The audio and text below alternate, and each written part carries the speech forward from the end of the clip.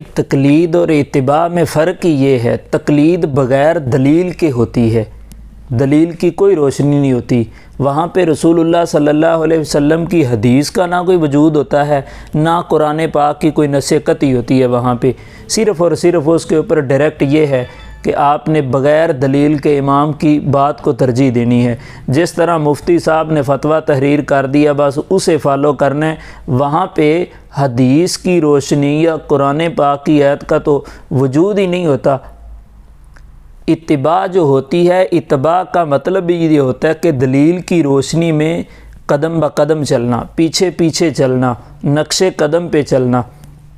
وہاں پہ رسول اللہ صلی اللہ علیہ وسلم کی حدیث کو بطور دلیل کے اور بطور حجت کے پیش کرنا، قرآن پاک کی نص قطعی کو بطور دلیل اور حجت کے پیش کرنا، ٹھیک ہے۔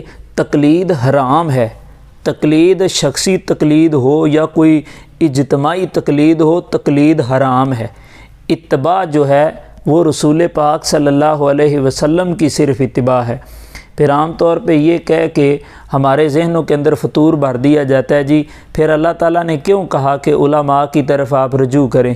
علماء گرنتھ سناتے ہیں، علماء بھی قرآن حدیث کی بات کرتے ہیں۔ علماء حقہ جتنے ہیں اتنی دیر تک ان کی بات معتبر نہیں ہوگی جتنی دیر تک وہ قرآن حدیث پہ مبنی بات نہیں کریں گے، ٹھیک ہے۔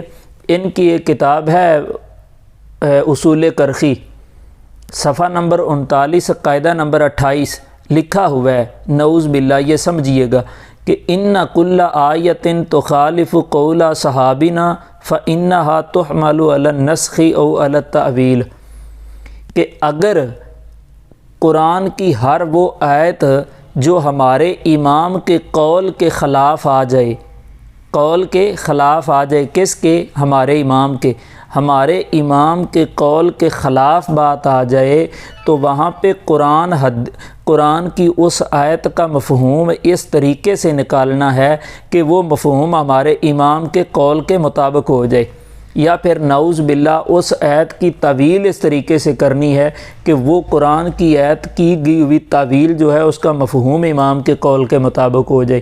یعنی شخصی تقلید کے اندر یہ اتنے اندھے ہو چکے ہیں، تعصب کی اینک لگائی ہوئی، حق کو پہچاننے کی صلاحیت ہی نہیں ہے، ٹھیک ہے۔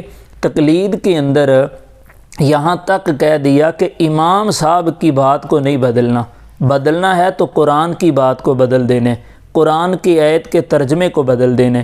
سادہ لفظوں میں آپ یوں کہہ سکتے ہیں کہ جی کہنے کا ان کا مقصد یہ ہے کہ قرآن حدیث کو چھوڑ دینا جب امام کا قول آ جائے، یعنی امام کے قول کی موجودگی میں قرآن حدیث کو ماننے کی ضرورت نہیں ہے، بلکہ کیا کرنا ہے، آپ نے صرف امام صاحب کی بات کو ماننا ہے۔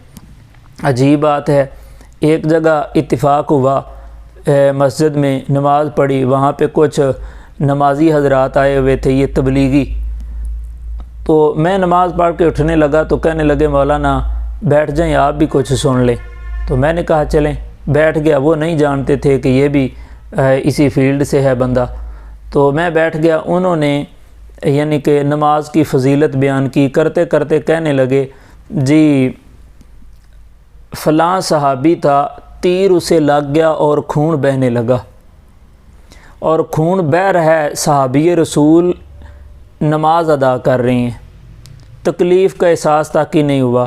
حالانکہ فقہ حنفی کے اندر انہوں نے لکھا ہوا ہے کہ حالت نماز میں اگر خون نکل جاتا ہے تو وضو ٹوٹ گیا، وضو ٹوٹ گیا، خون اگر نکل آتا ہے جسم کے کسی حصے سے تو وضو ہی ٹوٹ گیا۔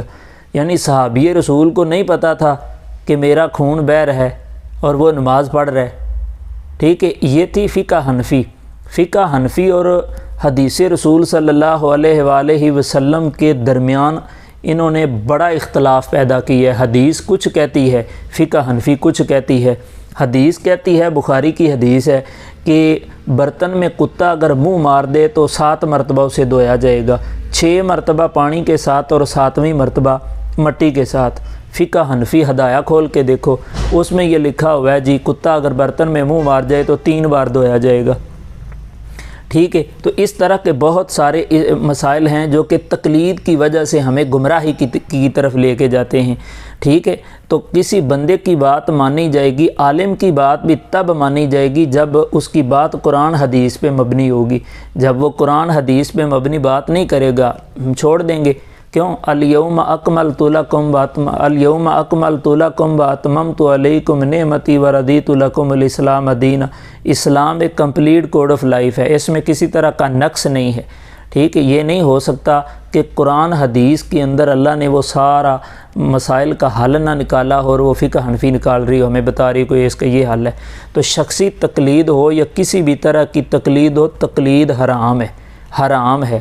ٹھیک ہے، اتباع کا اللہ نے حکم دیا، یہاں تک کہ نبی صلی اللہ علیہ وسلم پہ اللہ نے وحی نازل کی کہ اتبع ما یوحی الیک من ربک، اے میرے حبیب تو بھی اسی چیز کی اتباع کر جو تیری طرف وحی نازل کی جاتی ہے۔ تو ہم سارے پابند ہیں قرآن و حدیث کے، ہم سارے پابند ہیں اسلام کے۔ اللہ اور اس کے رسول کی بات حرف آخر ہے، اللہ اور اس کے رسول کی بات کے آگے کسی کی بھی بات آئے گی ہم ٹھکرا دیں گے، نہیں مانیں گے۔ ٹھیک ہے، وہ کوئی بھی بندہ ہو، وہ وہابی ہو، شیعہ ہو، سنی ہو، دیوبندی ہو، بریلوی ہو، اللہ کے رسول کی حدیث کی موجودگی میں کسی کی حیثیت ہی کیا ہے۔ ٹھیک ہے، تو انسان سے انفرادی طور پہ کمیاں بیشیاں ہو جاتی ہیں، وہ ایک الگ چیز ہے، اللہ تعالیٰ معاف کرنے والا ہے۔ لیکن حدیث کو چھوڑ کے اپنی بات کو، اپنی رائے کو، اپنے فتوے کو حجت بنا لینا، دلیل بنا لینا، شریعت بنا دینا، یہ کہاں کی فقاہت ہے؟ اللہ تعالیٰ ہمیں سمجھنے کی توفیق دے۔